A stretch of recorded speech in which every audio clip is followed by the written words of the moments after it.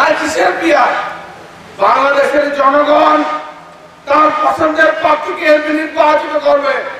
বাংলাদেশের জনগণ অন্য কিছু বুঝে না, আর বুঝে না, কোন বোঝে না। বাংলাদেশের জনগণ মনে করে তার পছন্দের প্রার্থী যাকে 50 বছর, 40 বছর, 30 বছর যাকে সঙ্গে নিয়ে এই এলাকার উন্নয়নের রাজনীতি করেছে, তারা তার পছন্দের প্রার্থীকে ভোট দেবে। আপনারা খেয়াল করতেছেন না টেলিভিশনে কয়েকদিন যাব,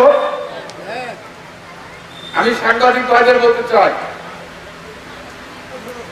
আপনারা জানেন গত কয়েকদিন যাবৎ খালি গ্রেপ্তার চলতেছে, মামলা চলতেছে। কিসের মামলা? 2014 সালে সিএসি নুরুল হুদা, তারপরে 2014 সালে আওয়াজ সাহেব, তারপরে রাকিব, সব নির্বাচন কমিশনের বিরুদ্ধে মামলা হচ্ছে। আমার প্রশ্ন, যদি 2014, 2018, 2024 সালের নির্বাচন কমিশনারে গ্রেপ্তার করা হয়, তাহলে 2008 সালে যে নির্বাচনে এই আপনারা এই সাবিনা ইয়াসমিন ছবিকে ধানের শীষে এমপি বানিয়েছিলেন, যে ভোটে সাবিনা ইয়াসমিন ছবি প্রায় 50,000 ভোটের ব্যবধানে জয়লাভ করেছিল, তাহলে 2008 সালে নির্বাচনের কমিশনার শামসুল হুদা কেন গ্রেপ্তার হবে না? কারণ 2008 সালের নির্বাচনে আপনারা যারা লেখাপড়া জানেন, যারা বই পড়েন, ভারতের প্রেসিডেন্ট প্রণব মুখার্জি প্রেসিডেন্ট হওয়ার পরে একটা বই লিখেছিল, আপনারা গল্প শুনেছেন না? আপনারা বই পড়েছেন, যারা না পড়ে থাকেন আমার এই কথার পরে বইটা পড়বেন। সেই বইতে 2008 সালে কিভাবে ভোট চুরি করে সেদিন শেখ হাসিনাকে ক্ষমতায় বসানো হয়েছিল, ওই বইয়ের মধ্যে প্রণব মুখার্জি, ভারতের প্রেসিডেন্ট, উনি বইয়ের মধ্যে লিখে গেছেন। আপনারা দেখেছেন ওই 2008 সালের নির্বাচনের আগে আমাদের প্রিয় নেতা, বাংলাদেশ জাতীয়তাবাদী দলের ভারপ্রাপ্ত চেয়ারম্যান তারেক রহমানকে তৎকালীন 111-এর কুশলীরা তারেক রহমানকে বাড়ি থেকে গ্রেপ্তার করে নিয়ে গিয়েছিল। তারেক রহমানকে বাড়ি থেকে গ্রেপ্তার করে বাংলাদেশের প্রথম বাংলাদেশের নির্বাচিত প্রেসিডেন্ট, বাংলাদেশের প্রথম মহিলা প্রধানমন্ত্রী বেগম খালেদা জিয়া রহমানের উত্তরাধিকার তারেক রহমানের উপর যে নিপীড়ন, যে নির্যাতন, যে অত্যাচার, তারেক রহমান এখনো পঙ্গুত্ব জীবন যাপন করছে। আমার প্রশ্ন, যারা 2007 সালে বাংলাদেশের গণতন্ত্রকে যারা হত্যা করল, যারা খালেদা জিয়াকে গ্রেপ্তার করল, যারা তারেক রহমানকে পঙ্গু বানালো, তারা কেন বাদে এখনো ঘুরে বেড়াচ্ছে? কেন তাদেরকে গ্রেপ্তার করা হচ্ছে না? কেন তাদের বিরুদ্ধে মামলা হচ্ছে না? আমাদের প্রশ্ন হচ্ছে এটাই। আজকে 111-এর নায়করা সেদিন শেখ হাসিনার কাছে হাত মিলিয়ে রাতের অন্ধকারে শেখ হাসিনাকে বলেছিল, আপনাকে ক্ষমতা আমরা নিয়ে আসবো, ক্ষমতা আসার পরে আপনারা আমাকে নিরাপদে বাংলাদেশ থেকে যেতে যাওয়ার সুযোগ করে দেবেন। ভাই, আপনারা বাংলাদেশের মানুষ দেখেছেন না? জেনারেল মাইনুদ্দিন, ফখরুদ্দিন, ব্রিগেডিয়ার বাড়ি, ব্রিগেডিয়ার আমিন, সারা তারা নিরাপদে বাংলাদেশ ছেড়ে পালিয়ে আমেরিকায় এখন জীবনযাপন করছে। আর মেজর জেনারেল মাসুদ উদ্দিনকে শেখ হাসিনা বাংলাদেশের একটি এমপি বানিয়েছিলেন। তাকে এমপি বানিয়ে তাকে পাশে বসিয়ে রেখেছিলেন এবং সর্বশেষ এই যে 2024 সালের নির্বাচন, ওই নির্বাচনে জাতীয় পার্টি থেকে মনোনয়ন দিয়ে ভোটার বিহীন তাকে এমপি বানিয়েছে।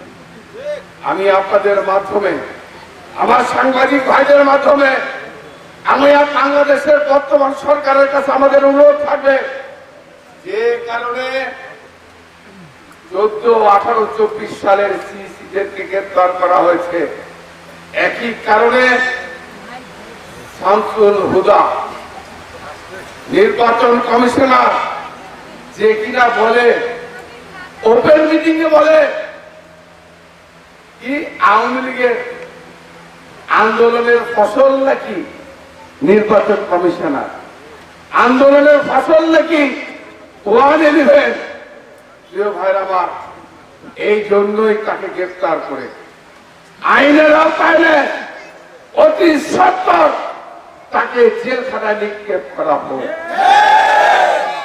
এবং 111 ষড়যন্ত্রের সঙ্গে যারা জড়িত, যারা বাংলাদেশের গণতন্ত্র, বাংলাদেশের স্বাধীনতা, বাংলাদেশের সার্বভৌমত্ব, বাংলাদেশের মানুষের ভোটের অধিকার যারা কেড়ে নিয়েছে, এই 111 কৌশলীদেরকে গ্রেফতার করে তাদের বিরুদ্ধে মামলা দিয়ে গ্রেফতারি পরোয়ানা দিয়ে যে যেখানে আছে তাদেরকে সেখান থেকে ধরে নিয়ে এসে আইনের আওতায় আনতে হবে।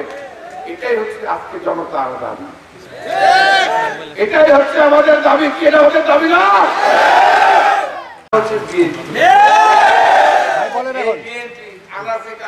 ঘরে ঘরে বাড়িতে বাড়িতে পাড়ায় পাড়ায় হচ্ছে বিএনপি। এখন বিএনপি তো ঠেকানোর কোনো বুদ্ধি নাই, যে পদ্ধতিতে যান ঠেকানোর তো বুদ্ধি নাই। এখন এই নাটোরে যদি ভোট হয়, বলা ঠিক না, আল্লাহ মাফ করুন, আল্লাহ তুমি অহংকারকে কথা বলেন, আমি অহংকার করছি না আল্লাহ, আমি মানুষের পাঁচ কোটি মানুষের কথা বলি। এ আল্লাহ, শেখ হাসিনা যদি নাটোর থেকে দাঁড়ায়, নাটোরের মানুষ নুরুল কুদ্দুস তালুকদার দুলুকে ধানের শীষ মার্কা ভোট দিবে না? নাটোরের মানুষকে দুলুর বাইরে কাগজ চিন্তা করে বাংলায় নবীর মন্দির ডুবাই দেবো, তখন হাতা খুঁজে আমি বলতে চাই না। তবে এখন বিএনপি কে তো ঠেকাইতে হবে। এখন নতুন আওয়াজ শুরু করছে পিআর পদ্ধতি। পিআর পদ্ধতিতে কি? আমি নুরুল কুদ্দুস তালুকদার দুলুকে আপনারা ভোট দিবেন, গোপালগঞ্জ লোক এমপি করবেন। এটা কি আপনারা চান নাকি? আপনারা চান নুরুল কুদ্দুস তালুকদার দুলু ধানের শীষ মার্কা প্রতীকে ভোট দিয়ে আপনারা নির্বাচিত করবেন, কিংবা ধানের শীষ নিয়ে যে দাঁড়াবে সেই দেশের জনগণ, সে এলাকার জনগণ তাকে সরাসরি এমপি দিতে, তাদের প্রিয় পছন্দের প্রার্থী যে 20-30 বছর 40 বছর আপনাদের দুঃখে কষ্টে বেদনার সাথে আছে, জনগণ তাকে ভোট দেবে। কিন্তু এখন তারা কি করতেছে? ইয়ার পদ্ধতি, অর্থাৎ মার্কা থাকবে, পার্টি থাকবে না, ভোট হয়ে যাবে। এই ভোট কি হবে? আমরা বাংলাদেশের জনগণ পৃথিবীর কোন দেশে না, এখন সব পার্টি নাকি একটাই গেছে।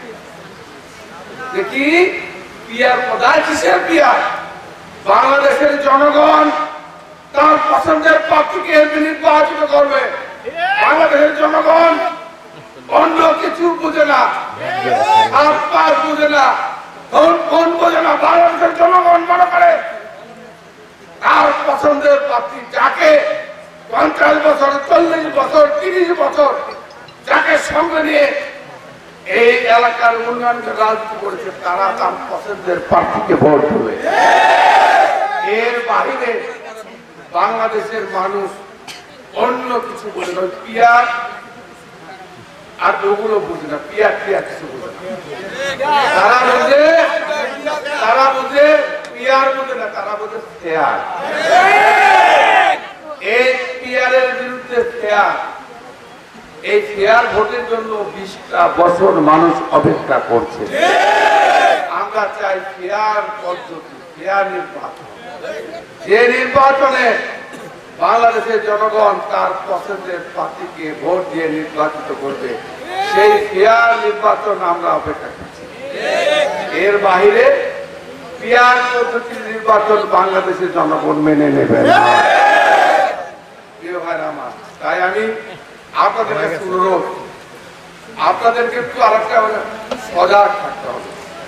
যেভাবে 5ই আগস্ট ছাত্র জনতা তাদের রক্তের বিনিময়ে বাংলাদেশের স্বাধীনতা, বাংলাদেশের সার্বভৌমত্ব, বাংলাদেশের গণতন্ত্রকে রক্ষা করেছে, আমার প্রিয় পিপলের ভাই বোনদের কাছে আমার অনুরোধ, আপনাদের কাছে অনুরোধ, দ্বন্দ্ব বিভেদ, আমি মিঠুন এখানে আছে, হুমায়ুন আছে, আমাদের মহিন মেম্বার আছে, তাইবুল আছে, আমাদের সাইদুল আছে, ইসলামের ভাই আছে, নজরুল ভাই আছে, গাফার ভাই আছে, গোলাম মেম্বার, সবার কাছে আমার একটাই ভাই জনাব রুহুল, সবার কাছে আমার অনুরোধ, আমাদের রমজানের ভাইটার নাম কি হাসু, সবার কাছে আমার